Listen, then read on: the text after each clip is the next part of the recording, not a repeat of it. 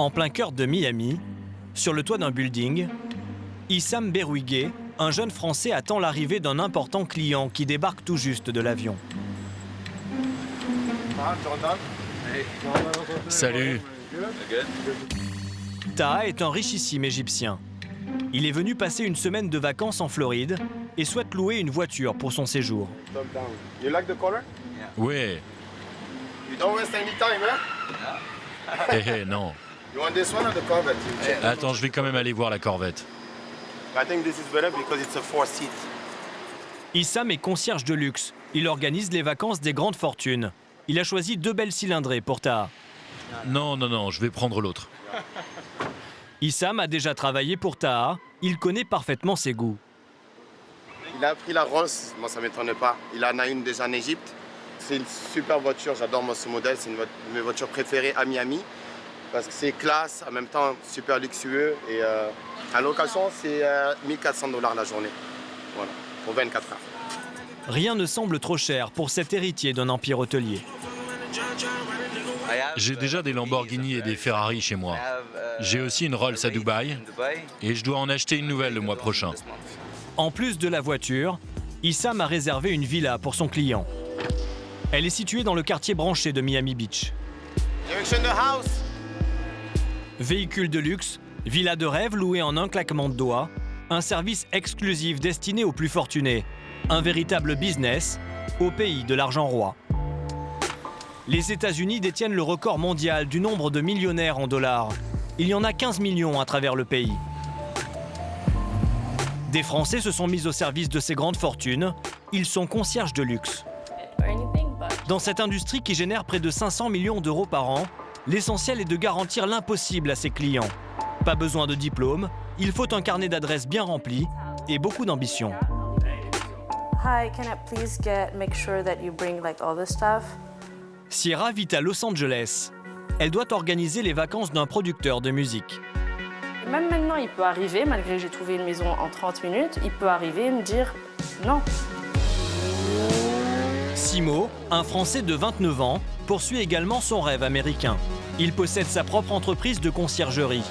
Il se rémunère à la commission. Il y en a qui peuvent gagner 20 000 $ net par mois, il y en a qui peuvent gagner 100 000. À Miami et Los Angeles, portrait de ces jeunes Français qui ont réussi et qui côtoient jet set et grande fortune. Ferrari devant nous. On est en feu rouge. On met un coup de gaz, on voit si l'autre répond et puis c'est parti. La Ferrari a compris le message et démarre en trombe. Mais Sofiane n'a besoin que de 50 mètres pour la rattraper. Je pense que si on avait eu plus d'espace, on aurait pu s'amuser un peu plus. Sofiane est un jeune informaticien français de 28 ans. Propriétaire d'une Porsche, il vit à Dubaï et s'est très vite adapté à l'une des coutumes locales, les duels de grosses cylindrées en pleine rue. Il y a un convoi de voitures de luxe.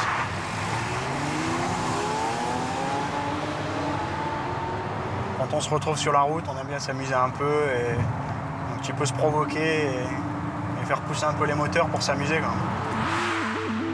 Dubaï, Émirats arabes unis. Dans ce richissime micro-État de 2 millions d'habitants, le niveau de vie des nationaux est 2 fois plus élevé qu'en France. Et dans les rues, ça se voit. Le pays compte la plus grande concentration au monde de voitures de luxe. Maserati, Porsche, Audi dernier cri, l'Émirat est aussi le premier importateur de Ferrari au monde. La jeunesse dorée a trouvé dans les voitures de sport le moyen d'occuper son temps libre. Et depuis quelques années, le pays est confronté à un nouveau sport national, les street races. Des courses amateurs en centre-ville, à plus de 200 km/h, au milieu de la circulation. Ces courses illégales, où les bolides slalom entre les voitures et les camions, tournent souvent au drame. Ici, la mortalité routière est presque 2 fois plus élevée qu'en France. Mais malgré le danger, les jeunes Dubaïotes sont prêts à tout pour un peu d'adrénaline. À Miami, voici la propriété qu'Issam a sélectionnée pour son client. Elle se loue 2 500 $ par jour. Taha va y passer une semaine avec ses amis. Génial! Let's show you I show you the house. Go. Elle compte un grand salon et 5 chambres. C'est la meilleure chambre, celle-ci? That's the master. You have Ok, bon bah je la prends alors. Of course. I pick up I'm gonna get your luggage drop here. Ça fait 5 ans que je travaille avec cette villa. Donc je connais très bien le propriétaire. C'est pour ça que j'ai vraiment full access. Je manage pas mal de villas comme ça sur Miami. La villa dispose également d'un grand jardin avec piscine et ponton privatif pour amarrer un yacht. Issam y a déjà reçu des grands noms du football français. Donc j'ai déjà logé ici pas mal de footballeurs. J'avais reçu Serge Aurier. J'ai reçu Pogba ici aussi, les frères Pogba qui étaient venus. Voilà, donc c'est une maison assez populaire. You like it, bro? Ouais, elle est magnifique. Et là, le client est plutôt satisfait du coup. Yeah, he likes it. On va faire la fête ce soir. Contrairement à son client, Issam ne vient pas d'une famille privilégiée. Il a grandi à Alès, dans le sud de la France. Depuis très jeune, en fait, j'ai commencé à bosser. Mon père me mettait dans les chantiers parce qu'il avait une société de charpente métallique et de maçonnerie générale. Donc les étés, j'allais travailler comme ça. Et voilà, il m'a toujours montré ce que c'était de travailler, de gagner son propre argent. Après un BTS immobilier, Issam s'envole pour Miami avec seulement 1 500 $ en poche. J'ai commencé dans l'immobilier. J'ai rencontré pas mal de propriétaires qui m'ont fait confiance. Et ils m'ont commencé à me donner leurs biens, leurs villas à louer, leurs bateaux, leurs voitures. Et j'ai commencé comme ça. Donc j'ai créé ma société de conciergerie. Ça va, Linda? En quelques années, Issam s'est construit un solide carnet d'adresses. Ça va bien? Ouais, super, ouais. Pour son client, il a fait venir Linda Duberson, une coach sportive française très connue aux États-Unis. 1 million de personnes la suivent sur les réseaux sociaux. Salut! Il me parle de toi tous les jours. Comment tu vas? Entre 2 voyages, Ta tient à rester en forme.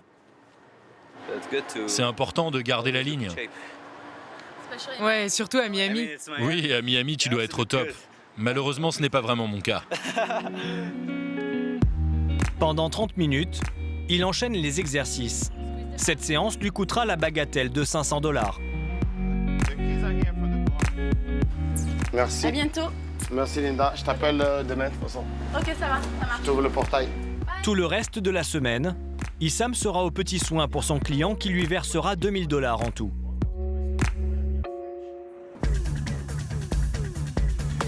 Allô? Salut Ahmad, ça va? Tu viens pas? On est tous là. Saïd est une figure du street race à Dubaï. À 30 ans, ce fonctionnaire émirati investit tout son argent dans sa voiture. Elle lui a déjà coûté plus de 120 000 €. Je suis marié, mais ma passion, c'est les voitures de sport. J'aime la Nissan GT-R parce qu'il y a beaucoup de chevaux dans le moteur. En plus, je lui en ai rajouté 500. C'est cher d'acheter cette voiture et j'ai fait beaucoup de sacrifices pour l'avoir. Parce que ma passion, c'est le street race. Au volant de ses 1000 chevaux, l'équivalent d'une Formule 1, il retrouve ses amis pour une street race sur une avenue à 10 minutes du centre-ville. Au début, j'avais peur, mais maintenant je suis habitué. Et à quelle vitesse maximum es-tu monté? Le maximum où je suis allé, c'était 340 km/h. Sur place, une dizaine de bolides du même modèle attendent Saïd. Il y en a en tout pour plus d'1 million €. Allez, venez les amis. L'ambiance est décontractée. Pourtant, si la police les prenait en flagrant délit, elle confisquerait immédiatement leur véhicule et leur infligerait une amende de plus de 1 000 €. Pas de quoi dissuader Saïd et ses amis, qui ont manifestement les moyens. Ce champion-là, il a fait la course avec une Porsche 363. Ils lui ont confisqué. Après, avec sa Ferrari, ils lui ont prise aussi. Pourquoi ils l'ont confisqué? Ah, pour des bêtises. Parce que c'était dans les endroits publics.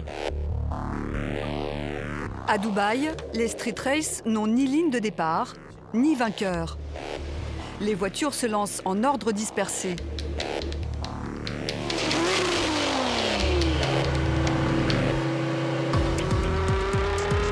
Objectif, pousser son moteur au maximum et battre son propre record. Premier round, 180 km/h en moins de 4 secondes, sans se soucier des autres véhicules présents sur la route. Pas de quoi satisfaire Saïd. Deuxième accélération, il pousse son bolide à plus de 200 km/h. Alors qu'il prépare un troisième passage à 250 km/h, la voiture monte dans les tours, mais Saïd stoppe brusquement son accélération. On arrête, on arrête. Il y a une voiture de police banalisée de l'autre côté. Ils viennent toujours quand il y a du bruit. Ils arrivent tout de suite. Nous, on fait un tour ou deux. Si on arrive à pousser nos voitures au maximum, tant mieux. Sinon, on change d'endroit ou on arrête. Pour atteindre ces vitesses délirantes, les jeunes Émiratis comme Saïd trafiquent leur moteur. Officiellement, c'est interdit à Dubaï, mais la pratique est largement entrée dans les mœurs. La référence ici, c'est Camille, un jeune mécanicien originaire de Suède que tout le monde s'arrache. C'est pour son savoir-faire que ce client qatari a fait 7 heures de route. Il veut faire doper son 4x4. Comment allez-vous? C'est lui le propriétaire de la voiture. À l'origine, ce véhicule de série ne faisait qu'une centaine de chevaux. Le Qatari a déjà dépensé 20 000 € pour que Camille le transforme en un monstre de 700 chevaux, 2 fois la puissance d'une Ferrari. Mais le client en veut encore plus. Ici, on vient de vous installer 2 nouvelles pompes à injection. Elles font 657 chevaux chacune. On a eu des problèmes avec, c'est pour ça qu'on les a changées. Mais la voiture devrait bientôt être prête. Camille a quasiment changé toutes les pièces du moteur. Mais il doit aussi reprogrammer tout le circuit électronique du véhicule pour en augmenter la puissance. Bien sûr que je suis stressé, c'est maintenant qu'on va voir si elle fonctionne. Paramétrer le moteur grâce à cet ordinateur, pour Camille, c'est un jeu d'enfant, l'affaire de quelques minutes. Problème, l'écran de contrôle n'affiche que 762 chevaux. Pour le client, le compte n'y est pas. Pourquoi il n'y a que 762 chevaux? Il y a un problème avec l'injection turbo, mais ça va venir. On va même atteindre les 800. Pas de problème. Le client paraît moins optimiste. Mais après quelques réglages moteurs, l'ordinateur donne raison au mécanicien. Ça y est, on les a les 800. Son client retrouve le sourire. Il est pressé de tester son nouveau bolide.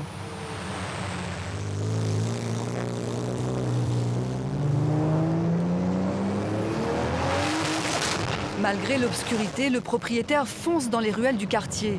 Il est ravi. Sa voiture peut monter à 300 km/h, au mépris de toutes les règles de sécurité, à commencer par la sienne.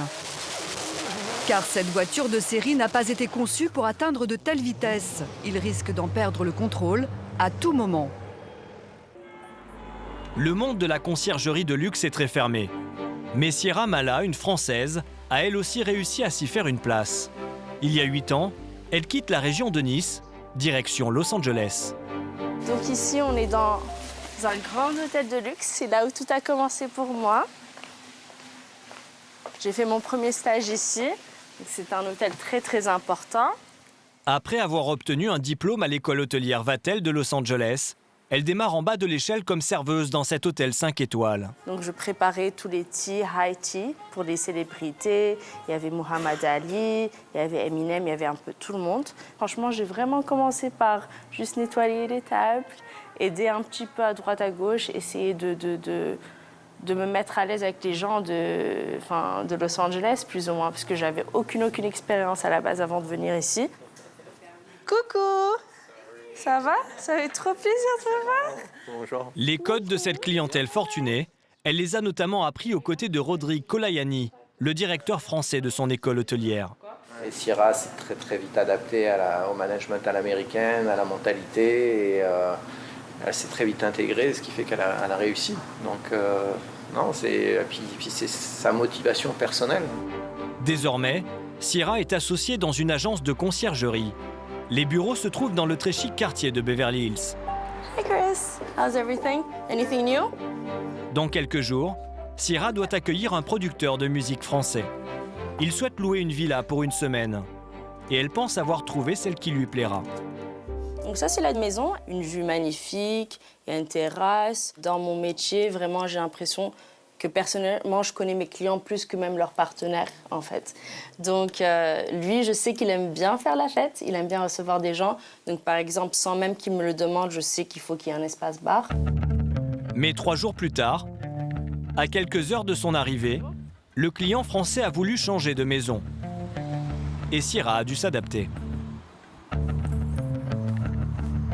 Donc voilà la maison que j'ai trouvée vraiment en dernière minute. Il m'a appelé en pleine nuit, il m'a dit finalement je veux pas l'autre maison et j'ai envie d'être dans ce quartier-là.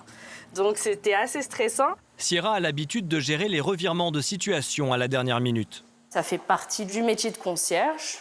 On est toujours en stand-by. Il y a quoi que ce soit. Et même maintenant, il peut arriver, malgré que j'ai trouvé une maison en 30 minutes, il peut arriver et me dire non. À 30 minutes de l'arrivée de son client, elle va inspecter les moindres recoins de la villa. J'ai pris en compte des détails de mon client. Il veut que tout soit soft, que ce soit des couleurs très neutres. La salle de bain attenante possède, selon elle, un atout de taille. Et le petit plus, une cheminée dans le jacuzzi également. Donc ça, c'est quelque chose que j'aime faire. Quand on me demande une chose, j'essaie d'en faire 3 fois plus. Sur l'un des balcons, les équipes de nettoyage ont commis un grave impair. Ah là là, une chaise comme ça, je ne sais pas comment l'équipe, ils ont pu omettre une chaise comme ça, en fait. Aïe, aïe, aïe. Bon, je vais la mettre de côté, comme ça c'est plus simple. La faire retirer, la prendre en bas. Hi. Mais Sierra n'a pas le temps de faire enlever la chaise. Ça va, chérie? Le producteur de musique et ses amis sont déjà là. Ça va? Hey, ça va quoi? Ouais, chérie, toi. Super. Ouais. Seisei a notamment composé des chansons pour Aya Nakamura et Black M. Il vient passer une semaine de vacances ici, avant de se rendre à une cérémonie de récompense musicale à Las Vegas. Ça va pour le moment? Je stresse là pour le moment. Ah ouais, non, pour l'instant ça va. Le jeune artiste semble sous le charme de la villa. J'en ai fait pas mal, des maisons à LA, mais celle-là, elle est particulièrement sublime. Je pense qu'ici, c'est super mignon. Un autre barbecue, une autre petite cheminée. Wow. Et voilà, une belle petite vue vraiment sur Los Angeles. Pour l'instant, je me sens bien, ouais. Super. Sierra, elle savait que j'étais artiste, donc elle connaît mon profil. Donc elle sait ce dont j'ai besoin. Donc ça répond beaucoup à mes attentes. Donc voilà tes clés, j'ai oublié. Le plus important. Merci Sierra. Je t'en prie. Ça tue. Je suis super contente, je suis content. C'est la meilleure. C'est la meilleure. Merci. Sierra est rémunérée à la commission pour ses services de conciergerie. 1 800 $ en tout pour cette fois. Après Hong Kong, New York et Tokyo, Los Angeles est la ville qui compte le plus d'ultra-riches. Des super millionnaires dont la fortune dépasse les 30 millions de $. De quelle année elle est? 17. Simo est lui aussi français. Il a 29 ans. Cela fait 7 ans qu'il vit dans la Cité des Anges. Tout le monde est gentil qui prennent nos photos. Alors que voilà, il y a 5 ans que j'étais encore étudiant, quand je prenais le bus, personne ne prenait de photos de bus, tu vois. Donc c'est un métier qui paye. Cette voiture de sport appartient à sa société de conciergerie. C'est une Lamborghini Aventador, prix catalogue 410 000 €. Simo la loue régulièrement à ses clients. Lui aussi s'est mis au service des grandes fortunes après des études de commerce. Et il a de grandes ambitions. Donc là, je suis sur un projet d'une vente, je m'occupe de la vente d'une maison à 100 millions $. Et là, justement, j'ai rendez-vous avec une directrice de galerie d'art parce qu'on a besoin de décorer la maison un peu. On a un budget de 2 millions. On va faire un tour pour voir ce qu'on peut mettre.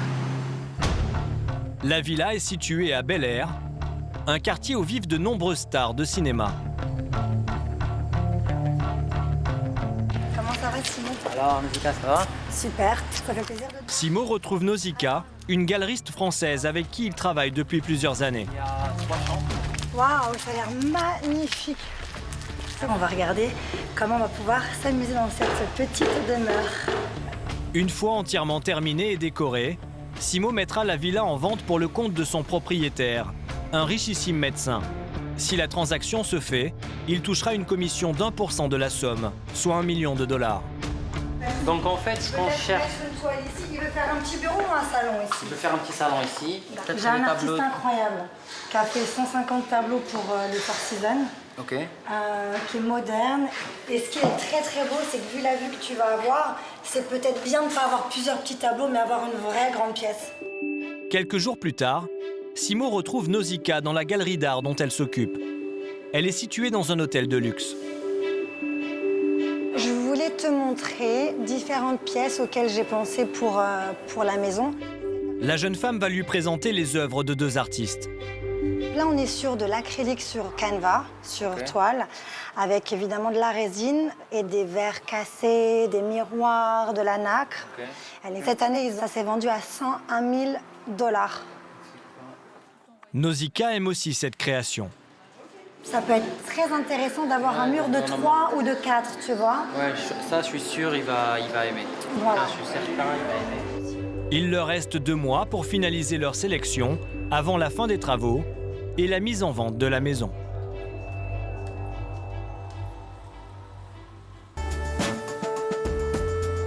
Alix est un carrossier français parmi les plus cotés de Dubaï.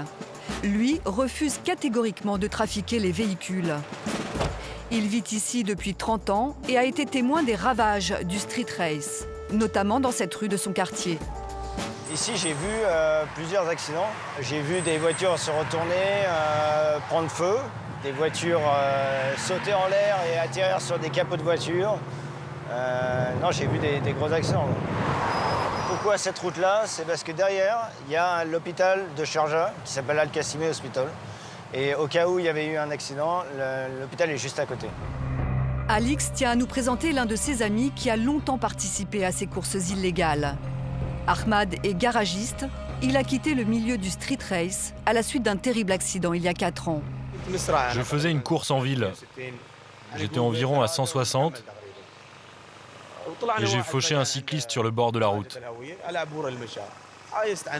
Le malheureux est mort sur le coup.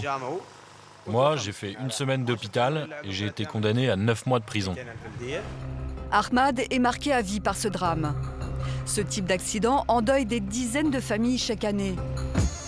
La police a donc déployé les grands moyens pour faire peur à ces fous du volant. Dans ce garage, on trouve les voitures de police les plus rapides et les plus chères du monde. Ici, on a la Ferrari FF, réservée exclusivement aux femmes de l'équipe. La Lamborghini Aventador, en revanche, est réservée aux hommes. Allez en voiture, on va à la Tour Khalifa. Cette unité de luxe est affectée aux quartiers les plus touristiques de la ville. Et lorsqu'elle patrouille, elle ne passe jamais inaperçue. À chaque apparition, les voitures sont assaillies par les touristes. Vous êtes de véritables stars ici. Oui, mais on est des policiers avant tout. Un bon coup de communication pour dissuader les courses sauvages. Mais la réponse la plus efficace est beaucoup moins visible. Depuis 2007, l'ISNAD, une unité d'élite, patrouille tous les soirs en véhicule banalisé dans les rues de l'Émirat. Cette rue, c'est une des rues où il y a le plus de courses à Dubaï. Oui, parce qu'ici, il y a plein de grandes lignes droites. À cette heure-là, on risque de croiser une course n'importe quand. Leur terrain de chasse ce soir, un quartier aux portes du désert, champ de course préféré des jeunes Émiratis. Ils ne se sont pas trompés. Après quelques minutes de patrouille, une course est signalée. D'accord, mon colonel, qu'est-ce qui se passe? Ils ont arrêté 3 voitures dans la rue, là, juste à côté. 5 jeunes de bonne famille étaient en train de s'amuser à plus de 160 km/h, 2 fois la limite autorisée. Le colonel Akil en turban rouge est le chef de l'ISNAD. Il supervise les opérations. Attends, c'est moi qui vais leur parler. Le quartier est huppé, alors pas question de froisser ses richissimes habitants. Au lieu d'une intervention musclée, le colonel opte pour une leçon de morale. Cette rue n'est pas faite pour ça. La semaine dernière, il n'y a pas eu d'accident? Il y a eu 14 accidents le week-end dernier. Vos voitures mettent la vie des gens en danger. Les jeunes risquent la confiscation immédiate de leurs 3 véhicules, dont ce 4x4 de luxe appartenant au père de l'un d'entre eux. Ils tentent le tout pour faire infléchir le colonel. Je ne comprends pas pourquoi on m'a arrêté. Je vous jure, j'allais vite, mais je ne faisais pas la course. Et lui, vous ne l'arrêtez pas? Il roulait au moins à 140. Pourquoi on ne l'arrête pas? Pourquoi on ne l'arrête pas? Le problème, c'est qu'à chaque fois qu'on arrête quelqu'un, il remet la faute sur les autres. C'est jamais la faute de personne. Le colonel dialogue avec le sourire, mais ne cède pas. Donne-moi les clés. Viens récupérer tes affaires. Les voitures sont confisquées sur le champ et embarquées sur les dépanneuses. Nous, on ne fait pas de différence. Que les voitures soient petites ou luxueuses, ou même selon la plaque. On ne fait d'exception pour personne. La nuit est loin d'être terminée pour le colonel et ses hommes. Alors qu'il s'apprête à lever le camp, une course à moto est repérée dans une rue perpendiculaire. Il y a une course là. Ils ne se sont pas encore rendus compte qu'on les avait repérés. Vous ne pouvez pas y aller, c'est trop dangereux.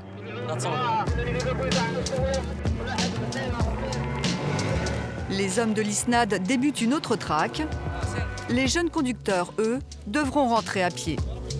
Ils vont écoper d'une amende de 1 000 € et leurs véhicules seront immobilisés une semaine. En 2012, plus de 800 bolides ont ainsi été saisis. Dans l'Émirat, 7000 voitures sont stockées dans les fourrières. Mais ici, à Dubaï, la visite prend des airs de salon automobile. Le sable en plus. Il y a des Ferrari, on a aussi des Rolls-Royce, des Porsche, des Bentley.